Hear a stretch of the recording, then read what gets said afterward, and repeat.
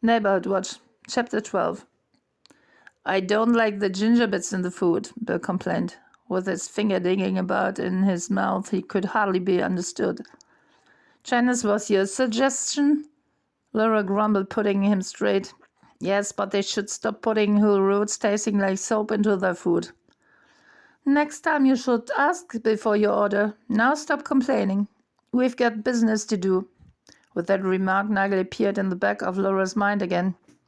She hoped that her brother's old friends did not include Sam Bullocks, and his business was not drug dealing. You have to give him a chance, he's your brother, she could hear Yosh saying. The Hollies played their familiar tune. He ain't heavy, and Laura sighed. At least this didn't apply to Nigel. He was quite intelligent. That's what Laura hoped at all events. Then she rang Peter Fuller's doorbell, but instead of a bell, they heard what sounded like a clarion. They stared at each other. The McCarthy's next-door neighbor to the right snatched the door open with such force that Laura and Bill stepped back and stood aghast for a second. Peter Fuller was only a bit taller than Laura and Bill, but he appeared like a hand grenade, sturdy and explosive. His face could have featured in a painting by Giuseppe Cimboldo, whose work Laura had seen a few weeks earlier in an exhibition Yosh had taken her to in London. Peter Fuller's nose reminded her of a pear, the chin of an orange, and two gherkins, the eyebrows. His hair was unkempt and almost colorless, situated on his head like a foreign object, like sauerkraut from a jar. He looked ostentatiously at his wristwatch. Didn't you say 1,300 hours? He raunted. You're late, young man, young lady. 10 minutes to be precise. My time is precious. Well, he stepped back and waved them in. Now you're here. Let's get the mission accomplished.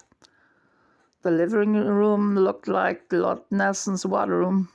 A huge table had been converted into a battlefield. Heads with tents were on one side, and little tin soldiers came running down from the General's Hill on the other. The remainder was covered with a foil that gave the appearance of water.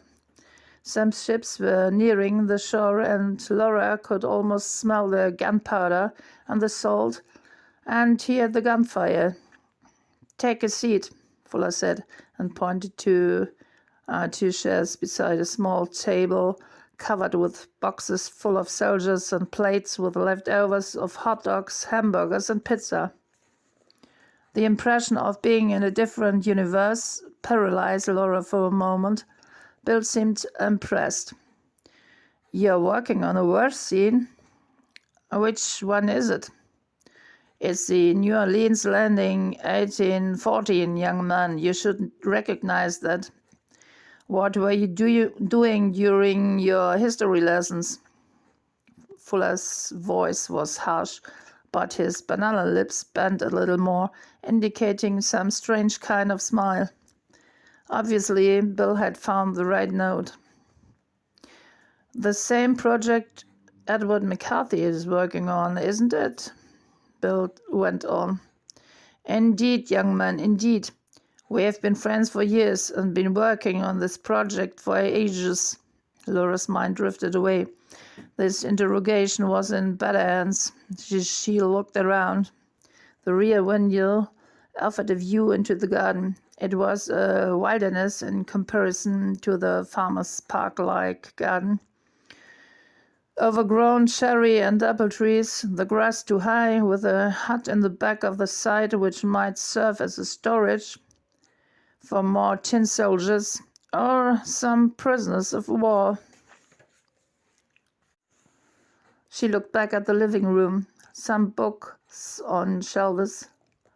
A lot of souvenirs from foreign countries where this old soldier might have fought. And a photograph on the mantelpiece. A woman of about 50 with soft dark eyes, like chocolate, and an old-fashioned hairstyle. Laura got up to take a closer look.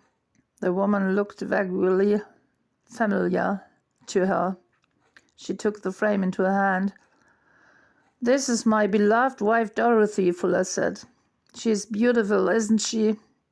She was the sunshine of my life, the best person you can imagine." "And she left you?" Laura asked in a compassionate tone. She couldn't make out who she reminded her of. "She died half a year ago." "Oh, I'm sorry to hear that," Laura replied. "Do you have children?" "No children. I was in the army, so no time, no place. But Dory took care of Wilbur when his mother died. That was a kind of compensation for her." "Which brings us back to Edward McCarthy." Bill pointed his finger in the direction of the neighbor's house. "What kind of person is he? Given that you're such close friends, you should know if he has enemies."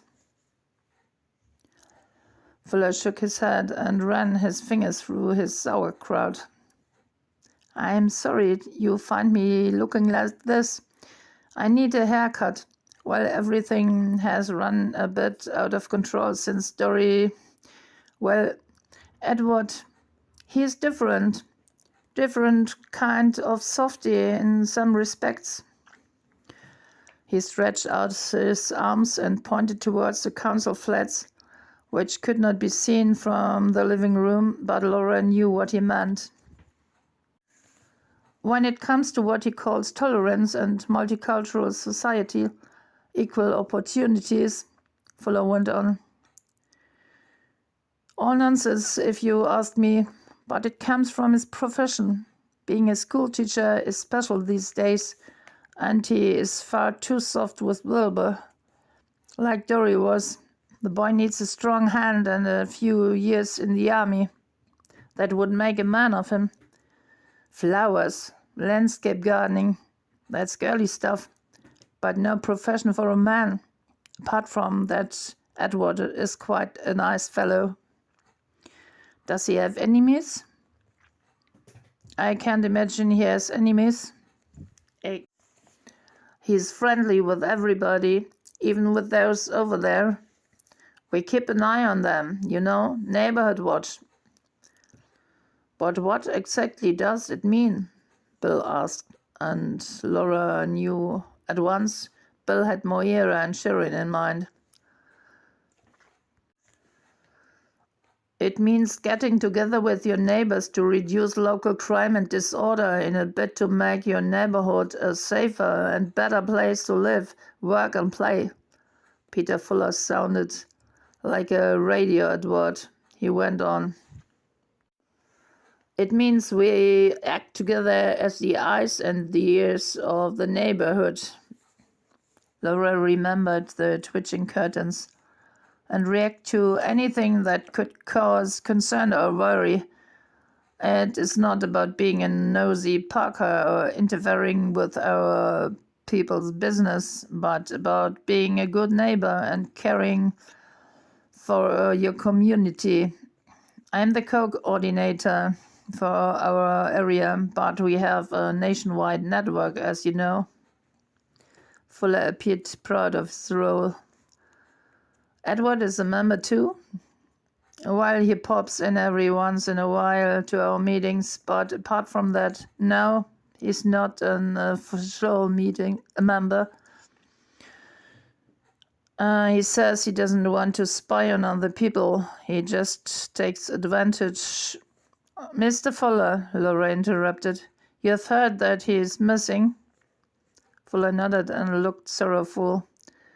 "Wilbur told me yesterday. I'm sorry. Maybe you should ask the students he gives private tuition to.